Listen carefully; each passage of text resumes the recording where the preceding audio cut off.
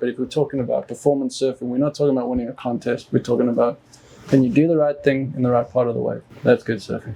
You know when you see somebody, that guy's just flowing, or that girl's just flowing.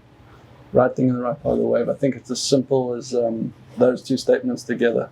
And it's a world of learning. Questions? Yeah, of course. Yes.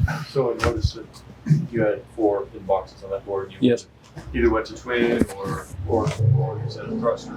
So if you were to a thruster, those 2 fin boxes that are left behind, is there any study on whether they create drag or not? Whether you want to put a plug in there? Yeah, lovely question. Does it matter? I say everything matters. How can it not? Right. Is it beneficial? Maybe.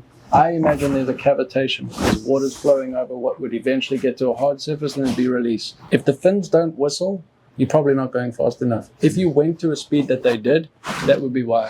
If you plugged them up and you didn't notice the difference, once again, 4 waves, tape them over, or tape them, surf them, pull the tape, throw it in your wetsuit suit. These are free experiments. I've done it. Put a piece of tape over there. They do make filler boxes. Yeah, I thought they were kind of clunky and there's one more piece of plastic not to endure, right? I don't think it's the worst thing in the world. Yes, it makes a difference. I don't know which one it does. You have to be honest. Like, what do fins do? Try it. Make your own notes. The ball's in your court. This is your surf, mine included. Like, so, yes, it matters. I don't know which way though. This is a fun board. Oh, I missed you. What's up, Blake?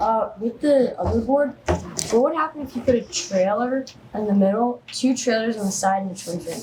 Well, you bring up a good point, and I, as a bold statement, I'll look right in the camera, I think most boards are overfinned. You don't want to surf off your fins, you want to surf off the rail. And that would be a way or philosophical approach to surfing. I feel like that's what I'm trying to do, and that's the hardest thing to do, but that's when things happen and you fit in part of the wave. If you put too many fins in a board, the effects of the fin come into the equation more. So imagine yourself, you set up on rail, you get the rail in, like you set your rail, you're going down the line, and the rail's saying yes, and the wave's saying hold, and you going this way, and everything's happening, and the fins start going, let's do this, and that comes into the picture too much and doesn't assist what you're doing. That's when the board has a dissociation. You probably find yourself going over the front. If you go over the front ear of that board every time, your fins are very likely too large. So if you see someone, you can see it on the beach when you're shooting up and you see somebody and they take off and they dig the rail 3 times in a row, lefts and rights. They're eating it on takeoff. Usually their fins are too big. So if your fins are too small, you'll be able to set a rail, but you won't be able to hold it there. So until that happens, you probably got too much fin. Same, free experiment. Put the tiniest fins you can find in until there's a diminishing return. I need more fin. When somebody says they need more fin, that's exciting as opposed to like, I don't know if my fins are too big. It's a great question. Is it well understood? Oh, I don't understand it. Yes. So if you're surfing, if you're goofy and you're surfing right, and you drop in a wave and you fly over your board, you hook up, like, I don't know, that happened to me multiple times. So does that mean your fins are too big, or is that just... Are you riding a single fin or a twin? Twin. Very possible that your fins are oversized. And I talk to this, these are brave statements I'm making, but it's the quickest thing to change without telling you to get a new board. And I'm always like, your techniques. If you think you're doing the right thing, the best way to fix it would be try and video yourself and see if you're making an error. If it looks like your techniques, or if you feel like you're doing the same thing as you were on other boards, very possible. So if you imagine yourself coming into the equation, you're going to bury a rail, which should follow an outline, and you've got a migrating energy, the wave. You want to bury a rail enough to steer it and push yourself downwards, which will drive yourself upwards, and you catch, and you go over the wrong side. The fins were saying this way, and your rail was going that way. There's a dissociation between rail and fin. It's you wave, rail, fin. There's a dissociation. Yes. How do the fins like I forgot the word, but like work out with the takeoff? Like too big of fins making it a static, or too small fins? It's when you set the rail in the wave. So now you've got wave and rail in harmony, and the fin is there to hold you from sliding out, so you can keep your rail in. If the fin says no, I want to go this way too much, that's when you're going to have a problem. I was going to ask. Sorry. Okay. When you're going into your board designs, are you thinking about a specific fin set as you're making the board, or does that come after you've already made the board? I've never been asked this question, and I'm glad you asked it. The question was, do I think about the fin system and setup before I start making the board or afterwards? 100% before. Yeah. I will always design, if I'm going through a custom order, it will be, I'll send somebody a drawing so they can see what they're expecting to get, and all the dimensions within reason and the actual fins. So I designed this board around, at the time it was P6s I was riding. I've gone down to a P4 in black sticks, but with the channels, I knew that where the fins were going to be and what they were going to be. It's a great question. This was an interesting exercise because I did have a fusion of fin options, but I had them in the place where I wanted them.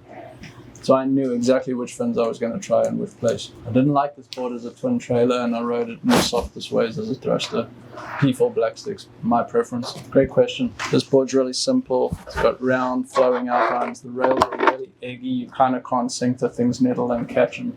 It's as neutral as a board can be with the lowest amounts of rocker, and yet with the channels, I don't know exactly what they're doing because that would be lying, but I was finding an efficiency of switching from heel to toe rail because that channel exited on the toe side with a hard edge as opposed to this one having a soft edge. The only reason I can tell you that with confidence is because I made a symmetrical version and then I made the asymmetrical versions, and coming off the toe side rail was more efficient on this than the symmetrical version. I rode a board like this in Kelly's pool after riding the Ubuntu. It was really easy. More questions. I prefer the questions than me talking. German? Nope. Yes. I see a lot of the boards have some like concave in the actual deck itself. Oh yeah. What's the kind of reasoning behind that? Well, that's a great question. It's probably one of the best examples. So you want to, the goal is for you to be the pilot on the surfboard, not a passenger. I want you to be in control, you to apply what the lines are that you want to draw, your technique. And riding such a big board with such a low rocker, I scoop out the front deck, the front area here where my front foot's going to be. And I do the same with a little bit of an arch on my back foot. So in other words, your feet are standing lower in the board to promote sensitivity. So where you're standing, it's going to feel like you're piloting a smaller board, but you have the buoyancy and efficiency of volume. In all honesty, I feel like that's what failed in Dave Rastovich's board. The construction didn't hold up to the flex property that you've created a change point here. It's obviously the board's going to flex way more because it's thinner here at one flex there, but then you also have a parabolic flex from the entire outline. I think that's why the board broke there. Oh yeah, what exactly happened? Someone said something, but I didn't see it. So I was commissioned to build a board for Dave Rastovich in the very latest electric acid stab. This was all the way back in January. I got the brief. I had 4 days to build the board. I used only flax cloth. That was the requirement. You could build whatever you want, but it had to be out of flax. Right. When I did that, I was really worried. I'd never worked with it. I was really worried the board was going to be too stiff. Just working with it, I was like, you want a board to move. So I did it stringerless. I did a double bottom, triple deck. And I was worried the board was going to be too stiff with that much material on. It's pretty lightweight, the actual material, but I could just feel it. The board finished out at 5.41 pounds. 6 1.5, 18.5, 2 and 3/8-ish. EPS core, right? EP 2.3 pound. Yeah. So I went as heavy as I could with as strong as I could. He rode the board, it was ripping, got 5 waves and broke it in a barrel. Not getting into a barrel, but like over a foam ball. And yeah, I'm proud of what I built. I trusted that rocker. I think that the change point through the deck was a fail point. It was a really high performance board and it was a very big wave. Yeah. Yeah. Oh, together we learn, you know. Yeah. So all those boards are not for sale, but that is what I'm building since. That's what I've taken the flax to. And the feedback so far has been you can't just use flax, but you have to cap it with a normal fiberglass too and put a stringer in. And I just won't do it. I believe in what I built, so I will cap it with glass, but I'm not putting 6 ounce on a board for Southern California. Right? Yeah. Yeah. If we lived in Australia, it would be a different story. Yes. In some of the boards, you do have stringers. Is there a difference between having a stringer and not having a stringer in an asymmetrical board? Yeah, there's a difference in everything. It's a good question. Some boards are written or designed for waves that shouldn't be breaking boards anyway, but you want a board to move and twist. be careful of buying stringerless boards because you can lose the rocker in the glassing process. I glass my boards myself, so I'm like a hawk watching the thing. So I'm willing to gamble because I'm there to fix it if it's going off. The biggest point and the biggest reason why I steered away from stringers was that failed point on the deck line with the fabric patch, because it's still going to spine out on the rest of a board eventually. So I started building my own blanks, and I drop a stringer in the bottom, dies in the fin box, and it feathers and tapers its way. It doesn't just end, it tapers its way. And I can control the blank rocker and have a board that doesn't have any string all the way through. I should have put one in Dave's board, huh? So we learn. Yeah. This board is part of a film that I made last year in Australia. Footage of me riding it there. It's kind of sad to see it go, but I've changed this bottom contour a little bit, and this board's too thick for me. But anyway, my point is I've ridden it, and there's footage coming out of that being ridden. Okay, we've got a few more to get to. Real quick, you're talking about sensitivity of the roll in the deck there. Do you think that like a good surfboard should confuse you a little bit or should comfort you? I find like the best I surf on a board is when I'm trying to figure it out. Cool. Wow, this is a hairball. Thank you for that. The question is, should a board confuse you, or is it good to be pushing yourself to learn to surf something? Both. Think of your own life. You paddle out, your first 3 waves of the session were the best, and then you either got exhausted, confused, or frustrated. Sometimes maybe get out after 3 waves would be a better memory for the rest of the day, and you'd be a better father, husband, teacher, wife, whatever. But if you respectfully approach surfing with, this is going to be really difficult to ride, and you put on your game day hat, that's good too. I rode in Alaya on Sunday. Hadn't ridden one in a couple months. The waves were maybe this big, and I surfed dog patch at low tide. And the challenge, and my son was with me. He's like, yeah, I see this. Yeah. The challenge was so obvious, and there was nobody out because it was windy and low tide. However, what it did was rise the expectation of like, you have to do the right thing. And that was a good challenge. And it ended up being the most rewarding session. So I don't think boards should frustrate you consistently, but if they highlight what you should be learning next in your surfing, that could be very helpful. If you ride boards that never challenge you, you're probably phoning it in and you're leaving Stoke on the table. Like if you only ride thick, planky, whatever boards, it's like getting a back scratch with a jersey on. Big box stores make a lot of those boards. You can buy them, they're around. I don't want to ride them. Why? Because it's like this stuff matters, and it's like if you only get that many hours a week to play in the sea, like figure out what you like, you know? That's it. Good question. All right, what am I saying? This board, this is the only board I've ever had a dream of that I saw myself riding the board in the dream. And I got home from work that day. It was years ago. This board's really old. And my daughter at the time was maybe 6. She said, "Did you make the dream board?" Because I told her at the breakfast, and I was like, "No." And she was dumbfounded that I didn't. So I did the next day. This was it. And then I lent it out to a very good surfer. And he actually put an edit out of him riding it as a single fin, and I was surprised that he gravitated towards the single fin. And then it disappeared for about 3 years. And I finally got it back, but he had stripped the screws. I fixed them now, but he had stripped the screws out, and so he could only put a single fin, which was really interesting. And then what's up with the FCS plug in the back of the box? So it was single fin or thruster. So I made a little shim, and you just put an old thruster fin, and it hung in the box. I was really pushing. I was sitting. It's not rocket science, but it's like, can't we buy that little MacGyver guy? Yeah. So it's best of both worlds, meaning like, if I'm gonna ride a single, it's gotta be where I want it. If I'm gonna ride a tri-fin, I know where I want the fins. But yeah, this was the dream board. It was weird.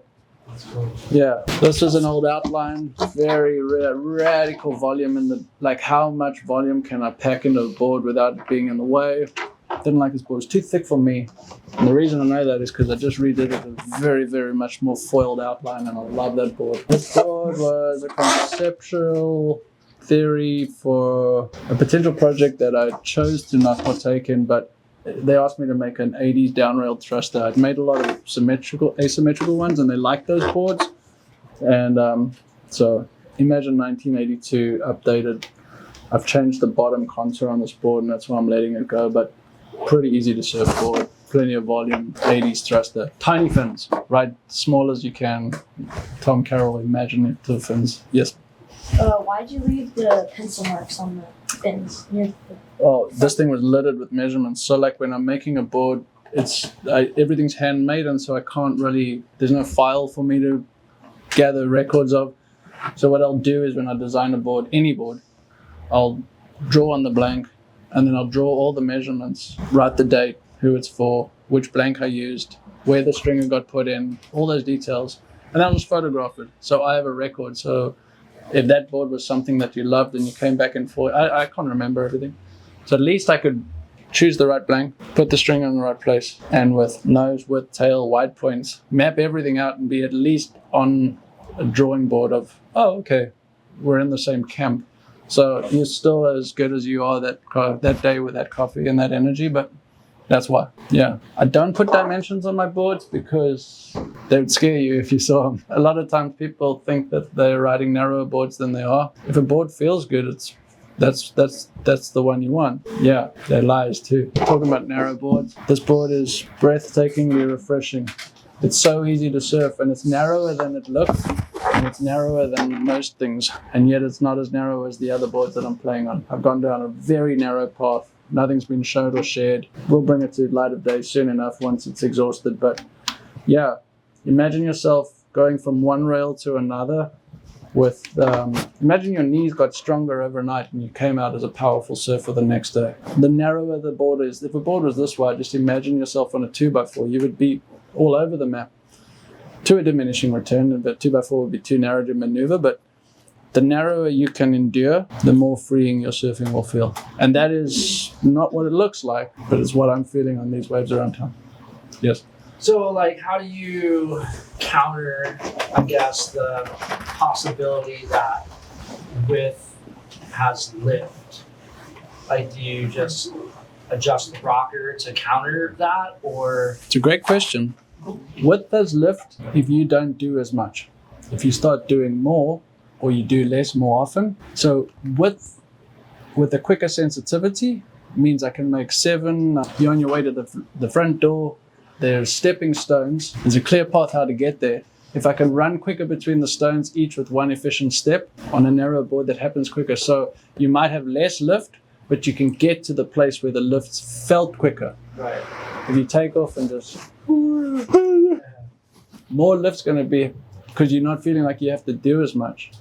So you don't want to be a busybody, but if you can read a wave and feel, you want to imagine yourself as a pixel fitting into a picture, you can fit in, like this is a ridiculous suggestion for that, the Ubuntu. Yeah. But on a narrower board, it looks like you need all the space to fit in on a bottom turn, but the reality is the board rolls over on itself so much sooner that by the time you come to the top, you haven't changed your knee positioning. So your body mechanics could be more efficient. Yeah, it's funny. I don't even look at this board being narrow anymore. I took it to Hawaii and actually had 2 really, really good surfs. The fin was wrong, and I want to rebuild it with extra boxes. And yet I didn't want to distort this picture because this sitting with a bunch of boxes just being like, oh, I don't know what to do, right? Norm flex was the best fin I rode in it, and it felt too big. You want a little bit of tip flex, don't overfin it. This is the ugliest board and the prettiest suggestion. The concept was, can I nose ride, like fully hang 10 nose ride on the smallest possible surfboard? So if I'm not riding a log every day and I'm on small boards, I didn't want to transition onto a 10-footer, and I love them and I ride them, but I go through seasons where I don't want to get onto an extreme length. So my muse was, can I have a sub 8-foot nose riding board? This is the last one left, and it's a goofy foot version. I like the board. I would remake it in polyester. This board's a little corky, and yet you get the hoverboard diving sensation. Pretty fun. Very simple surfboard. Nose riding, longboard feeling surfboard. It's not a longboard, no, longboard feeling. Okay, that's enough from me. Stacey, how we doing? What do you want to do? I like the questions. I want to make sure you guys feel like you go home with something that you can, like I want your surfing to be changed, not because of what I said, but because of the thoughts that kind of frustrated you in your own mind, in your own world, in your own joys. Like, Why do you do asymmetrical boards instead of symmetrical? I've found that the benefit of design is undeniable, and because I'm deciding on every part when I'm making by hand, I'm not gonna not give up on it. Good question. You didn't talk about the 3 diagonal fin situation. This one? It's like Oh, this one. Yeah. This board is funny. Now look how wide this is. This is ridiculous. But at a time in my life, I was surfing church and like, oh, this is so refreshing because the board felt so freeing and refreshing. I was having to do very little, but my surfing was kind of going backwards. It's not a bad board. It's ridiculous. Yeah. I was asking a lot, so you can imagine the slotting effect between those two fins. So it was a single fin with side bites, which I did away with on the heel because of the slot. And then every now and then, I actually got really good photos of myself riding this board, which is easy why I can let it go. But then I took it to Hawaii, and then COVID came, and I couldn't get it back. And then I went back, and it's like, I didn't ride it on the next trip. And the next trip, I was like, okay, I pulled it out and I rode it there, and I was like, okay, yeah, I don't know. So I brought it home. My daughter did some artwork on it. And I rode it again, and I was like, it works. I'm wanting more out of a surfboard. If you are coming off of an injury and you need a comfortable board that's just easy to go and have fun on and something that wouldn't challenge you, but like maybe ignites new fascination, this thing's a pretty wild horse, but it works. And the rails are really, really, they're soft, but they're down. That's the toe. The heel's the same thing, but the apex is a lot fuller up, and it's poly. So the thing sits in the water, and you can get pretty radical on it without requiring a good wave. This board's pretty nuts. Yeah. I would remake it for myself tomorrow. I would chop 2 inches off the width and spice it up, but because it's what I'm looking for now. Those concaves shape? yeah, what's Dimples? the purpose of the dimples? This came out of a design I was working on for a long time, which had no quad rear. It was just a single fin with a side bite. Did away with the side bite on the heel. And imagining the water flow between these, wanting to be faster than these, I tried to add drag through there so that I was imagining water going over rocks in a stream. I don't know if it did that, but the board felt really good. And it's one of the few designs that I designed and haven't changed in terms of like single with side bite asymmetric. Just flag that. Those boards were all longer and they were a lot narrower, so they were simpler boards. Yeah. It seems when someone asks about Asym boards, is it kind of a rule that your toe side is always longer? Good question. The way I embrace the understanding of how to map out an asymmetrical board is, it's just been years and years of experience, but I pushed the board way too far in the beginning, which was good. Some of them worked really well, but like I said, you don't want to give somebody a wild horse that they have to learn to surf or change their surfing. I feel like that's a disservice, and yet it could get you to places on a wave that another board wouldn't. So I reined things back and tried to really understand the relationships, and this is the work to date, like still understanding the relationship between all the elements at play so that it's cohesive. My mind says a longer toe rail is always going to be of benefit. The nose change is up for debate. I think it's up for the choice of waves that you're going to see the board shine in.